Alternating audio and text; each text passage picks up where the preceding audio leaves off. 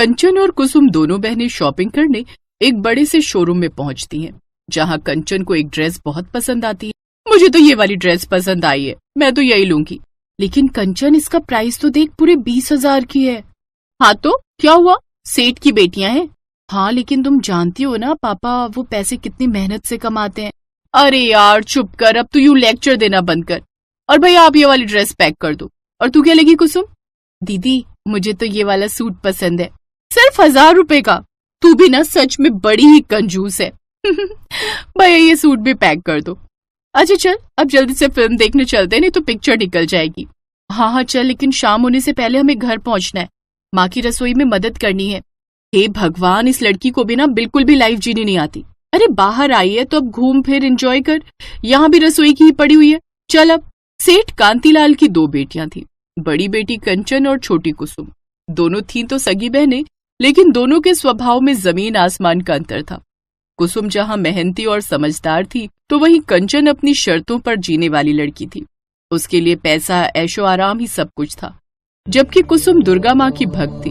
वो हर सुबह जल्दी उठकर दुर्गा माँ की पूजा करती और नवरात्रों में तो पूरे 9 दिन के व्रत रखकर दुर्गा माँ की भक्ति करती।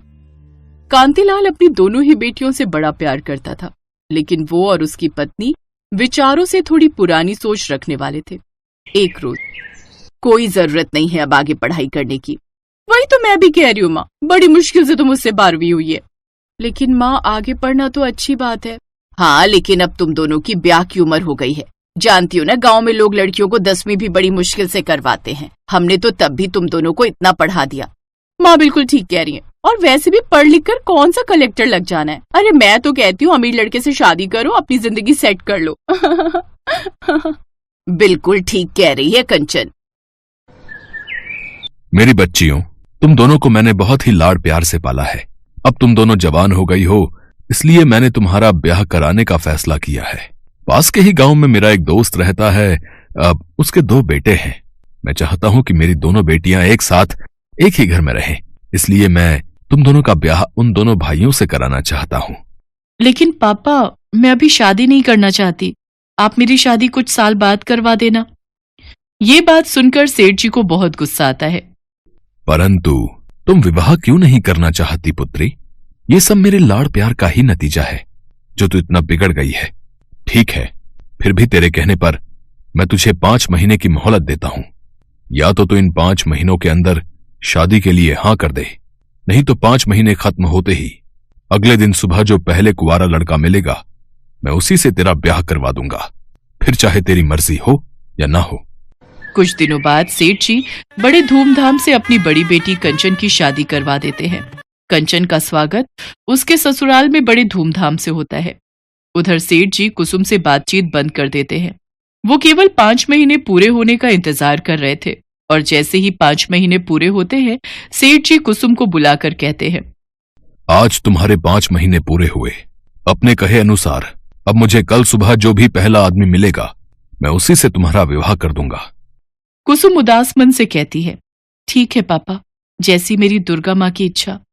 अगले दिन सुबह जब कांतीलाल उठा और उसने दरवाजा खोलकर बाहर देखा, तो माली पौधों को पानी दे रहा था।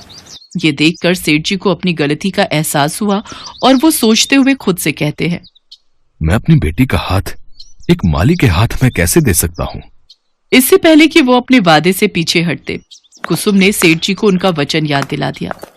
ऐसा हरगिज नहीं हो सकता। पापा, अब तो यही मेरा भाग्य है, आप मुझे ब्याह की अनुमति दीजिए। अगर तूने अपनी हट नहीं छोड़ी तो इस घर के दरवाजे हमेशा हमेशा के लिए तेरे लिए बंद हो जाएंगे। लेकिन कुसुम मन ही मन उसको अपना पति मान चुकी थी और अपने घर वालों की मर्जी के खिलाफ जाकर उससे विवाह कर लेती है, और माली, जिसका नाम मोहन होता है, उसके साथ उसकी झोपड़ी में जाकर रहने लगती है। एक दिन कुसुम सब्जी लेने बाजार जा रही होती है, तभी वहां से कंचन अपनी कार से गुजरती है और वो गाड़ी रोककर कुसुम से कहती है, अरे सुनो कुसुम, तुम वो जरा अपने पति को मेरे घर काम पर भेज देना। वो क्या है ना, मेरे बाग बगीचे सूख रहे हैं। आप कैसी हो दीदी?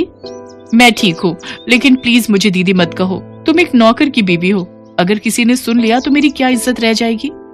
ठीक है दीदी, लेकिन मेरे पति आपके घर पर काम करने नहीं आएंगे, वो तो आप पिताजी के घर पर भी काम नहीं करते। अरे मेरे यहाँ काम करने पर मैं उसको मोटी रकम दूंगी।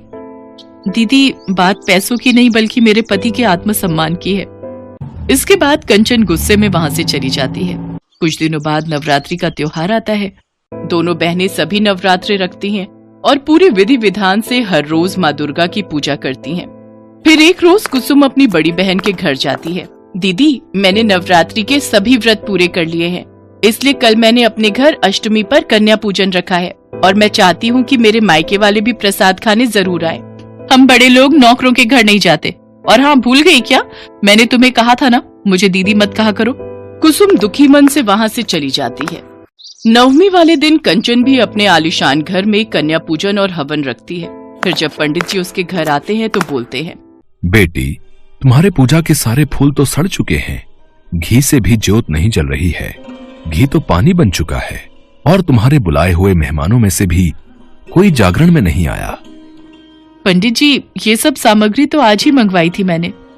इसका मतलब दुर्गा माँ तुमसे नाराज चल रही हैं, वो तुमसे क्रोधित हैं, इसलिए ये सब हुआ है।